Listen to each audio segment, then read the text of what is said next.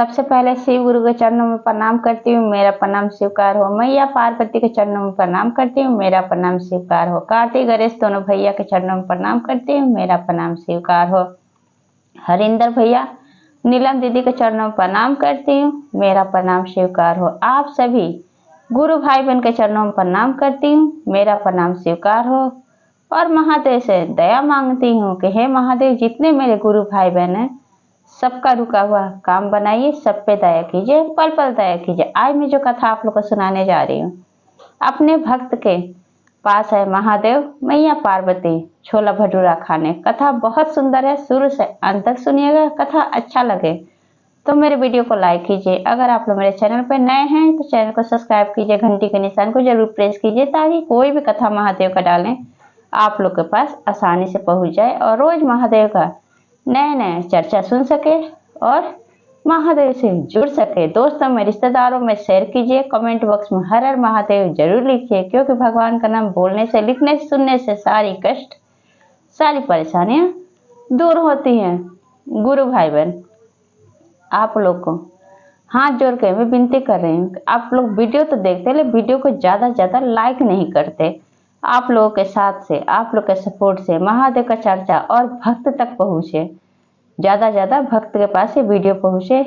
इसलिए आप लोग वीडियो को ज्यादा लाइक कीजिए, आसानी से महादेव का वीडियो ज्यादा भक्त तक पहुँचेगा। तो वीडियो को ज्यादा लाइक कीजिए, ज्यादा शेयर कीजिए। चलिए ज्यादा बात नहीं करते हुए कथा शुरू करती हूँ।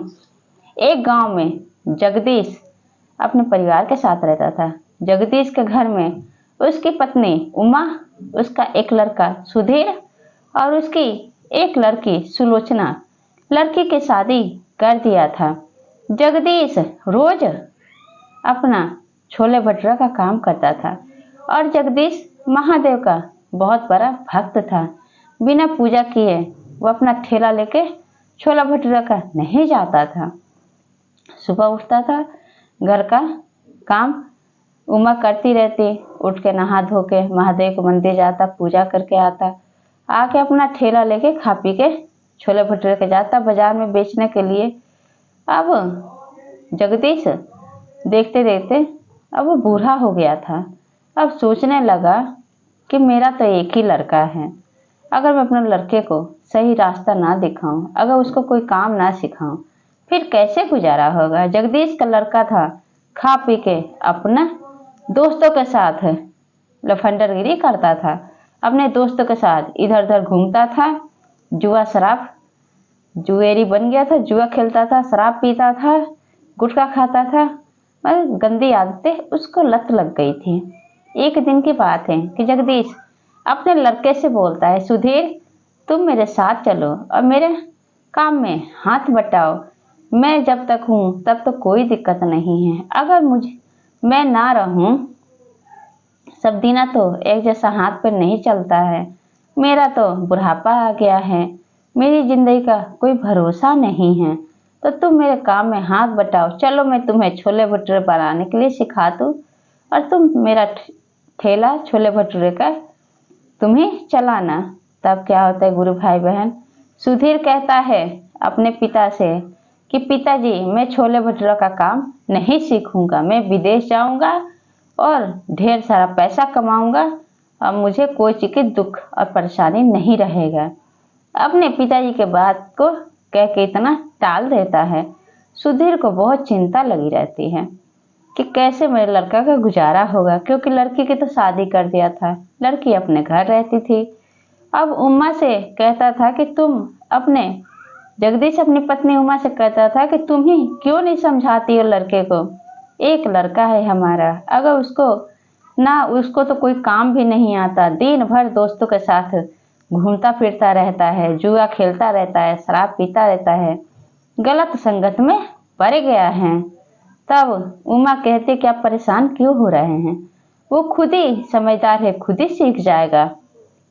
अब क्या होता है गुरु भाई बहन, ऐसे धीरे धीरे समय बीतता रहता है।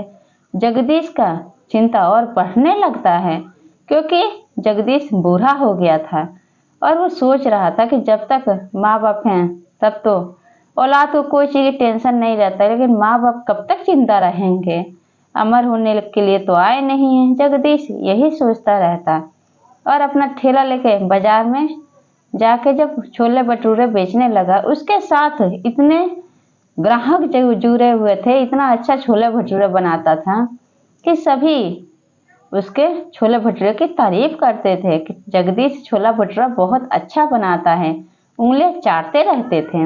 एक दिन की बात है, एक साधु महात्मा आते हैं जगदीश के पास और कहते हैं कि मुझे बहुत तेज की भूख लगी है, बेटा कुछ खिला दो। तब जगदीश कहता है कि ठीक है, अभी आपको खिला रहा हूँ साधु महात्मा। तब एक प्लेट छोला और भटूरा दे देता है जगदीश। साधु महात्मा बोलते हैं, मेरे पास बेटा पैसा नहीं है, पैसे मैं तुम्हें बाद में दे दूंगा। जगदीश महादेव का परम भक्त था। तो कहता है कोई बात नहीं साधु महात्मा, आपको भूख लगी है, इंसानियत के नाते आपको खाना खिलाना मेरा धर्म है, आपको मैं भूखा नहीं देख सकता हूँ, पैसा नहीं है तो कोई बात नहीं है। ऐसा बोल जगदीश छोला भटूरा बनाने लगता है। काफी लाइन लगी रहती है ग्राहक की, सबको प्लेट प्लेट छोला भटूरा देने लगता है। अब साधु महात्मा खाने के बाद बहुत देर तक वहां बैठ के देखते हैं कि जगदीश कोई बात से बहुत परेशान है। तब पास में आके साधु महात्मा पूछते हैं कि तुम इतना परेशान क्यों हो बेटा। जगदीश सारी बात बताता है साधु महात्मा से कि मेरा एक ही लड़का है, उसका नाम सुधीर है, वो गलत संगत में दोस्तों के पड़ गया है। मैं उससे बोलता हूँ कि मेरा हाथ बटाओ, छोला भटूरा बनाना तुम्हें सिखा दूँ, मुझे अब कुछ हो जाएगा तो मेरे बाद तुम्हारा क्या होगा। अब वो साधु महात्मा कहते हैं कि तुम ऐसा करो, जब वो सही रास्ते पर नहीं आ रहा है, जब वो गलत संगत में पड़ गया अपने दोस्तों के, तो तुम मेरे साथ आश्रम में चलो, कुछ दिन तक तुम वहीं पे रहना, 6 महीने तक तुम मेरे पास रहना। अब जगदीश कहता है कि मैं जा रहा हूँ, अपने परिवार से बोल के आता हूँ, नहीं तो बहुत परेशान हो जाएंगे। साधु महात्मा कहते हैं कि नहीं, ऐसा करो कि तुम यहीं से मेरे पास छोला भटूरा बेच के और ठेला को ले जाके लगा दो, लगा के चुपचाप से तुम मेरे साथ चलो और 6 महीने मेरे साथ रहो आश्रम में, और उसके बाद जाके देखना सारा काम तुम्हारे घर का हो जाएगा। जब तक तुम अपने लड़के को जिम्मेदारी नहीं दोगे तब तक वो कैसे काम सीखेगा।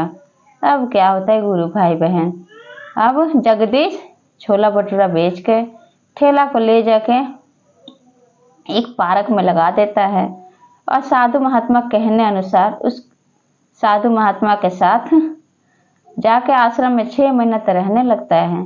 अब इधर क्या होता है कि जो सुधीर था अपने पिताजी को चारों तरफ खोजता है जगदीश को। उसकी माँ उमा का रो रो के बुरा हाल हो जाता है।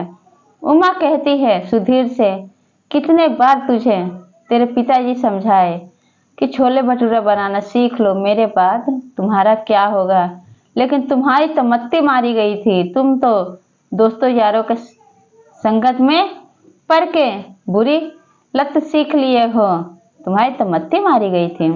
सुधीर बहुत कोशिश करता है, उसके पिताजी नहीं मिलते हैं। फिर क्या करता है गुरु भाई बहन, सुधीर उसी ठेला को लिए छोले भटूरा का काम करने लगता है। अब सुधीर कभी छोला भटूरा तो बनाया नहीं था कि अपना कैसे बनाए, तो फोन में देख के छोला भटूरा बनाने लगता है। अब उसको कोई पहचानता ही नहीं था बाजार में। जगदीश को सारे ग्राहक पहचानते थे, बहुत सारे ग्राहक उससे जुड़े हुए थे। छोला भटूरा अच्छा बनाता था जगदीश। अब सुधीर कभी बनाया नहीं, कोई उसका छोला भटूरा खाता नहीं था। पूरे पूरे दिन लेके बाजार में ठेला खड़ा रहता था, लेकिन उसका बिकता नहीं था। इस तरह से धीरे धीरे कुछ दिन बीत जाता है। कुछ दिन बाद एक दिन की बात है कि ठेला लेके सुधीर जब बाजार जाता है, उसी समय एक बूढ़ी मैया आती है। बूढ़ी मैया कहती हैं कि बेटा मुझे बहुत तेज की भूख लगी है, मुझे कुछ खिला दो बेटा। पैसा मैं बाद में दे जाऊंगी। सुधीर कहता है कि ठीक है अम्मा, आप बैठ जाओ, मैं आपको खिला रहा हूँ। छोले भटूरे दे देता है, जो फोन में देख देख के बनाता था कैसे छोला भटूरा बनता है। और एक प्लेट जब देता है बूढ़ी माँ को खाने के लिए, तो बूढ़ी माँ जब खाती है तो कहती है कि छी, ये कैसा छोला भटूरा बेटा बनाए हो, ऐसा कहीं छोला भटूरा बनता है। तब कहता है सुधीर कि बूढ़ी माँ, मुझे बनाने छोला भटूरा नहीं आता है। मेरे पिताजी कह रहे थे कि चलो मैं तुम्हें सिखा दूं, लेकिन मैं सीखा नहीं। मेरे पिताजी पता नहीं अचानक कहाँ चले गए हैं, कुछ पता नहीं है। बूढ़ी मैया कहती है कि बेटा मैं तुम्हें बताऊंगी कैसे छोला भटूरा बनता है और मैं तुम्हें सिखाऊंगी। अब बूढ़ी मैया रोज क्या करती थी, सुधीर को जब भी ठेला लेके बाजार में जाता वो रोज आके उसी सुधीर को उसके ठेले पर ही सारा छोला भटूरा बनाना सिखाती है।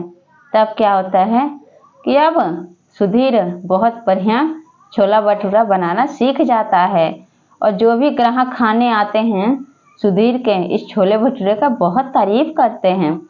अब क्या होता है गुरु भाई बहन, वहाँ पे ग्राहकों की लाइन लग जाती है। सुबह से शाम तक सुधीर को फुर्सत नहीं मिलता है। तब क्या होता है गुरु भाई बहन कि ऐसे धीरे धीरे समय बीतते 6 महीना देर नहीं लगता है। 6 महीने के बाद जब जगदीश अपने घर आता है तो क्या देखता है कि घर में खुशी का माहौल है। सुधीर छोले भटूरे का ठेला लगाता है, ढेर सारा पैसा कमा के लाता है। और घर में उमा जब अपने पति जगदीश को देखती है तो फूट फूट कर रोने लगती है, पूछते कि आप कहाँ चले गए थे, हम लोग कितने परेशान थे, आप कहाँ चले गए थे, हमें कुछ बताया नहीं। अब जगदीश अपनी पत्नी उमा से छुपा नहीं पाता है, सारी बात अपनी पत्नी उमा से बताता है। तब कहता है कि अपने लड़के को बुरी संगत से बचाने के लिए मुझे ये करना पड़ा, मुझे एक साधु महात्मा ये रास्ता दिखाए, इसलिए मुझे ऐसा करना पड़ा। उमा समझदार थी, समझ गई कि जो किए अच्छा ही किए, भगवान की जो मर्जी होता है वह अच्छा ही होता है। फिर क्या होता है कि अब पूछता है जगदीश अपनी पत्नी उमा से कि सुधीर कहाँ हैं। उमा कहती है कि आप तो थे नहीं, पता नहीं कहाँ चले गए थे, लेकिन जब से आप चले गए थे तब से सुधीर आपका ठेला लेकर छोला भटूरा का बाजार में ठेला लगाता है, तो वहीं पर आपको मिलेगा। जब जगदीश जाता है बाजार में जहाँ ठेला लगाता था वहीं पे सुधीर भी लड़का लगाया था। देखता क्या है जगदीश कि वहाँ पे ग्राहकों की लाइन लगी है, फुर्सत नहीं मिल रहा है सुधीर को, इतने सारे लोग वहाँ बैठे हैं छोले भटूरे खाने के लिए। तब जगदीश जब पास में जाता है सुधीर अपने पापा को, अपने पिताजी को गले से लगा लेता है, पूछता है कि पिताजी आप कहाँ चले गए थे, मैं आपको कितना खोजा, कहाँ कहाँ ढूंढा, कहीं नहीं मिले, कहाँ चले गए थे। तब जगदीश कहता है कि तुम्हें सही मार्ग पे लाने के लिए मुझे एक आश्रम में एक साधु महात्मा मुझे लेकर चले गए थे 6 महीने के लिए। अगर मैं ऐसा नहीं करता तो तुम सही रास्ते पे नहीं आते और तुम्हें जिम्मेदारी का एहसास नहीं होता। उसी समय वही साधु महात्मा और वही बूढ़ी अम्मा जो कि छोले भटूरे सिखाना सुधीर को आई थी, दोनों एक साथ आते हैं। तब कहते हैं बूढ़ी अम्मा कहती है सुधीर से बेटा हमें छोले भटूरे खिला दो। तब सुधीर कहता है कि हाँ अम्मा मैं अभी आपको दे रहा हूँ। इधर जगदीश से साधु महात्मा कहते हैं कि बेटा तुम भी मुझे छोले भटूरे खिला दो। तब जगदीश भी एक प्लेट छोला भटूरे निकाल के दोनों के एक प्लेट देते हैं। जगदीश और सुधीर बाप और बेटा दोनों दे दिए, दोनों खाने लगे। देखते ही देखते क्या देखते हैं कि साधु महात्मा और बूढ़ी अम्मा देखते ही देखते वो एक महात्मा महादेव और मैया पार्वती के रूप में हो जाते हैं। जब अपने असली रूप में आते हैं तो जगदीश और सुधीर दोनों पैर में गिर के पैर छू के प्रणाम करते हैं, कहते हैं कि हे महादेव आज आपने हमें दर्शन दे दिए, मैं धन्य हो गया आपको पाके। कहते हैं महादेव कि तुम्हारी सच्ची भक्ति देख के मुझे तो आना ही था, तुम्हें संकट में कैसे मैं देख सकता था। तुम इतने दुखी रहते थे तो मैं कैसे ना आता तुम्हें सही रास्ता दिखाने। तब कहते हैं महादेव कि तुम सदैव छोले भटूरे का ऐसे ठेला लगाते रहना, तुम्हारे घर में कोई चीज की कमी नहीं रहेगी। सदैव तुम्हारे घर में अन्न धन सोना चांदी भरी रहेगी। और इतना बोल के महादेव मैया पार्वती वहां से अंदर ध्यान हो जाते हैं और रोज जगदीश और सुधीर दोनों बाप बेटा मिलके छोले भटूरे का ठेला बाजार में लगाने लगते हैं। पहले झोपड़ी से महल बन जाता है और महल ऐसा कि उस गांव में किसी का ऐसा नहीं था। छोले भटूरे का जो ठेला बाजार में लगाता था जगदीश, अब उसका एक दुकान बड़ा सा हो जाता है। तब क्या होता है, कहते हैं गुरु भाई बहन सच्ची भक्ति हो तो भगवान स्वयं आ जाते हैं भक्तों की दुख का निवारण करने। तो ये चर्चा आप लोग कैसा लगा कमेंट बॉक्स में बताइए। सब बोलिए हर हर महादेव, माता पार्वती की जय।